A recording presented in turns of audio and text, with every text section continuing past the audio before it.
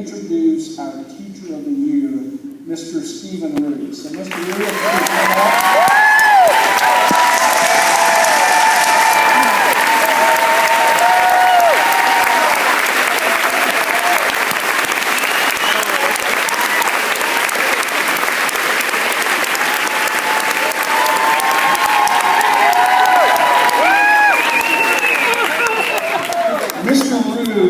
Proud Raymore-Peculiar alum, entering his 10th year of teaching and his 8th year at Ray-Pec. Prior to coming back to Ray-Pec, Stephen taught K-12 vocal and instrumental music in the Drexel School District, where he was named the 2005 Teacher of the Year.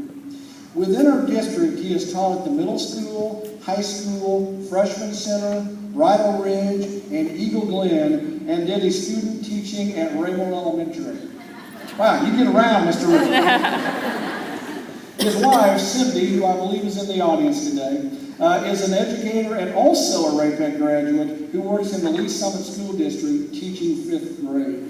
They have 2 children, Mason, who will be a 1st grader, Shaw, and Chloe, age 3. Stephen serves as the music director at St. Paul's United Methodist Church in Raymore, where he has been leading worship since 2003. I have 3 very interesting facts, or at least 2 for sure, about Mr. Rue.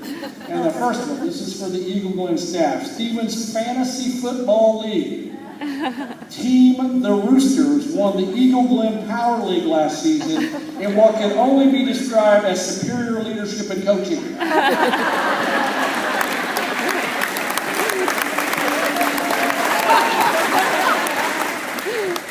Straight from the horse's mouth. In July 2012, Mr. Rue and his band Decided released their first LP. It is called Come Home and has several Christian songs that Mr. Rue has personally written.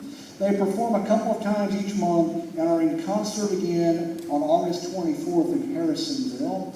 If you've never had the privilege of watching Mr. Rue interact and teach students, you are truly missing something special. Please welcome the 2012-13 Teacher of the Year, Mr. Stephen Rue.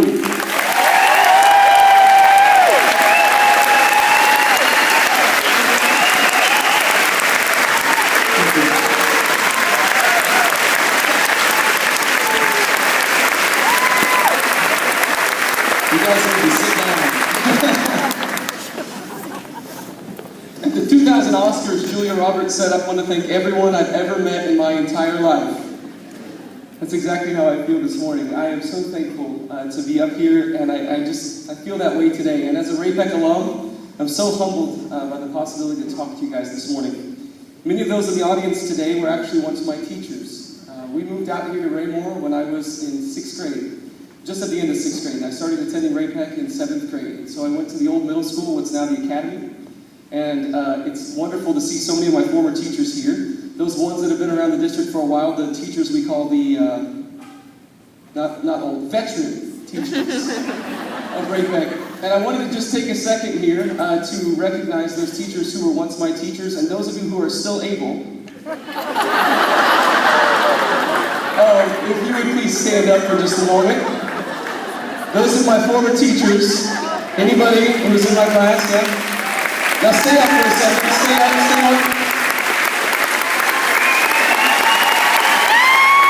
No, you gotta stay up, Ras, you stay up now. In this room this morning, currently standing is my sophomore bio teacher who taught me that a sense of humor can be a great asset as a teacher. Thank you, Mike Roberts. My middle school theater teacher, Pam Schnacke, who inspired me. The reason I'm standing here today is because she took a cadet teacher aside, a kid who thought he was going to go be a chemical engineer. And she took him to the side and said, "You know what, you're doing a great job with these 7th grade kids in my theater arts class. And I think you'd make a great teacher. I want you to think about it, and I want you to pray about it. Pam Schnacke, I'm here because of you."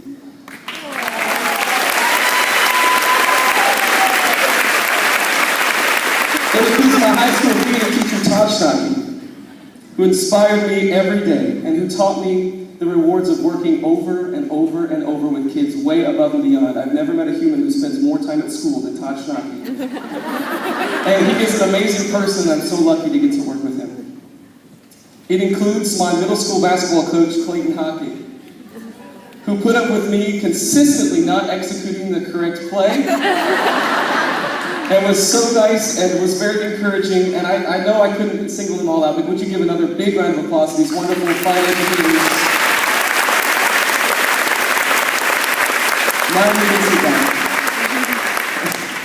Now, if you're a Ray-Pec alum, if you graduated from Ray-Pec, I want you to stand up.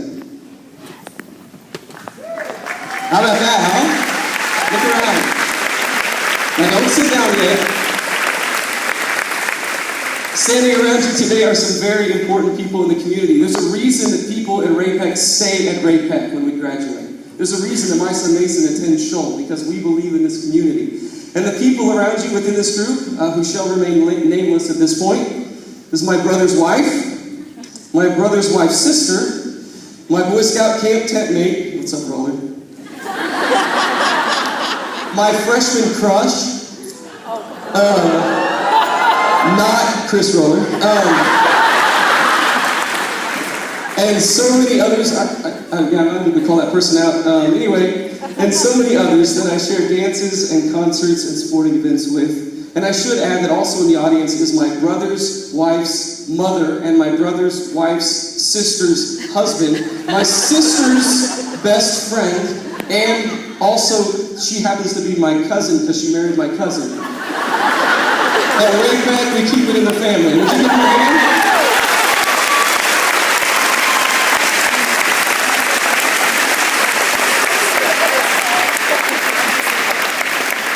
And by the way,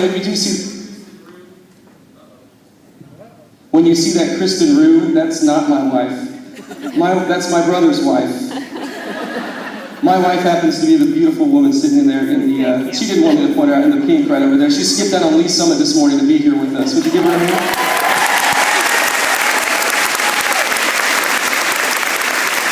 All right.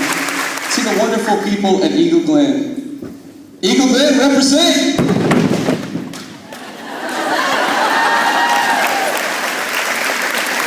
You guys embraced me as your own from the very beginning. You help me every day, and you provide an incredible model of what a school should be, student-focused. You work with 5th and 6th grade teachers. Guys, you should be commended, because I wish everybody knew what happens in our building every single day. I can't read off a list of all your names, but please know that each and every one of you is changing lives, and I am just so thankful to get to work with you guys. We are working this year on our Mission is Possible. So we're celebrating dressing in black and wearing our glasses. Would you give a hand to Eagle Glen? All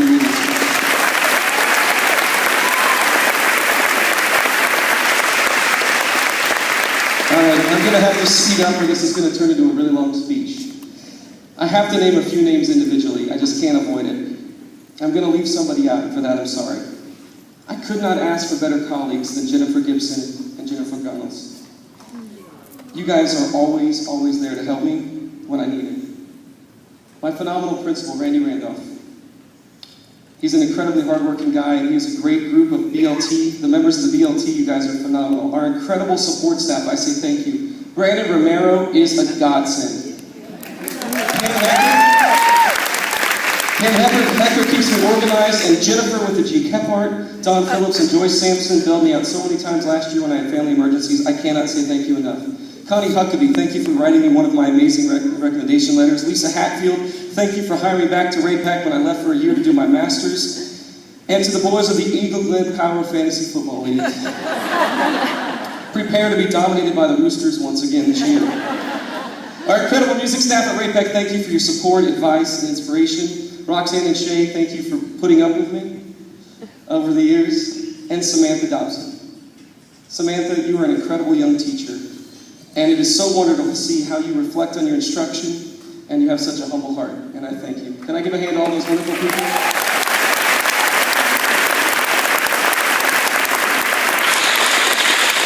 For all the names who I didn't say today, please know that there are many more that I wish I could say, but I thought a speech reading names would be pretty boring, and it's already gotten there, so I'm going to move on. But in the words of Rachel Vincent, she said, "Chocolate says I'm sorry so much better than words. So a few of you, if you need chocolate, come see me." Now to my speech. Here's a quick disclaimer. My dad is a Methodist minister. So, if you feel like you're getting preached to this morning, if this feels a little bit like a sermon, you can feel free to skip church on Sunday. A positive attitude may not solve all your problems, but it will annoy enough people to make it worth the effort. A shoe factory sent 2 marketing scouts to a region of Africa to study the prospects of expanding business. One sent back the following telegram: "Situation hopeless, stop. No one wears shoes." The other wrote back triumphantly: "Glorious business opportunity, stop. They have no shoes." Think about it for a second. How we choose to look at any situation can substantially change our attitude toward it. How we view a new school year can change the way we teach. Tomorrow we start a new school year. How are you going to greet it? Will you embrace the possibilities before you? Will you find what's right in the situation that you face, or will you let the situation instead define you? Shift your attention away from the negative and focus on the positive instead. Get away from the ordinary and embrace the extraordinary. You know, as teachers are sometimes strange creatures. Sometimes, isn't it true that we sit back and we can have 10 things go well in our day and 1 bad thing, but what do? We carry with us the 1 bad thing and forget all the 10 good things that we did. Don't you find yourself doing that sometimes? So why do people tend to fully engage on the negative and ignore what is positive? The answer is pretty simple. We've been conditioned to focus on improvement, and that's a wonderful thing. But if we ignore what we do well, we get run down, cross-eyed. We can even get ourselves burned out. And sometimes as teachers, we feel ourselves going there. Amen? Mm-hmm. I said amen.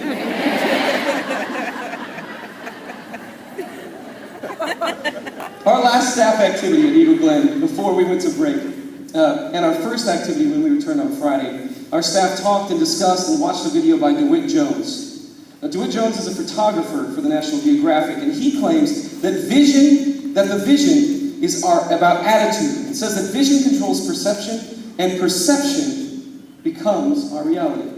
Hear that again. Vision controls our perception, and perception becomes our reality. And isn't it true that you can be sitting watching a sad, depressing newscast, but you can flip it over to Comedy Central, and instantly you can find yourself laughing? Well, you have the same power in your life. You simply have to tune out those negative things that are spoon-fed to you, the things that go wrong with the world, and tune in and celebrate what's right with it. In the video, DeWitt talks about the things that changed him. And he said, "One day I did not focus on the light that shined in my subjects, but the light that shined within my subject." What makes that parent or student behave the way they do? Why are they not meeting my expectation for what they are? Greet them as a person and see the possibilities within them. He admits that this might be you have to look very, very closely sometimes. But Jones calls this a vision of possibility, not scarcity. No matter what you face each day, you can choose to see what's right with the situation and become enlightened by it, just by changing your focus. I really do encourage you to take the 22 minutes to watch DeWitt Jones' video. It's called Celebrate What's Right with the World, and I will email it to you later today at yourfirstname.yourlastname@raypec.org. Amen? All right. As part of my class, and I'm almost done, I promise. As a part of my class for the last several years, I've begun to share with my students the theory of the 3 types of people. Now, it's not world-changing, I don't think, but it really makes a difference for my kids when they start to see the chances and the possibilities they have, the positivity they have within each of them. And I think it's applicable to us each day as a teacher. Because every day, we make a choice for the type of person we want to be. And we can all think back to those teachers that we have those negative memories. Anybody got a negative memory of a teacher? And we really know all that was 1 bad day for that teacher. But our kids deserve more than that. My son Mason deserves more than that. Amen? Amen. So there are 3 types of people. The first one's called a positive energy person. A positive energy person is somebody you can't wait to be around. They make you feel great. They make you feel good about yourself. They make you excited when you see them. We've all experienced this in our lives. They make you excited to embrace the possibility because they've opened themselves to what's possible in a given task. Then you've got the opposite, the negative energy person. You know, my students call them energy suckers. Someone that says, someone once said some people are like clouds. When they disappear, it's a brighter day.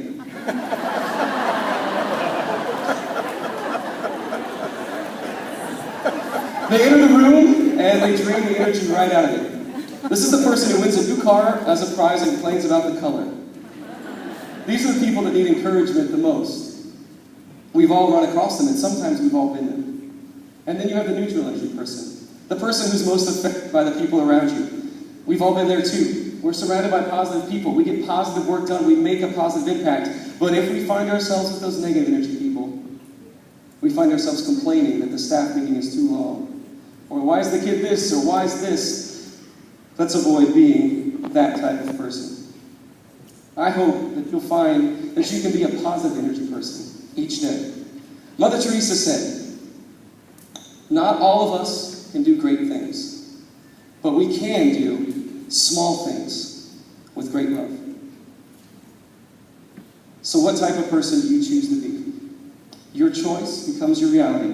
Imagine if as a district we decide to choose to be positive energy people. We love our acronyms, positive energy people. What if our district had some PEP people? What if we were positive energy people? And you know what? If that doesn't get my point across, I hope this will. Ryan Goody, hook me up.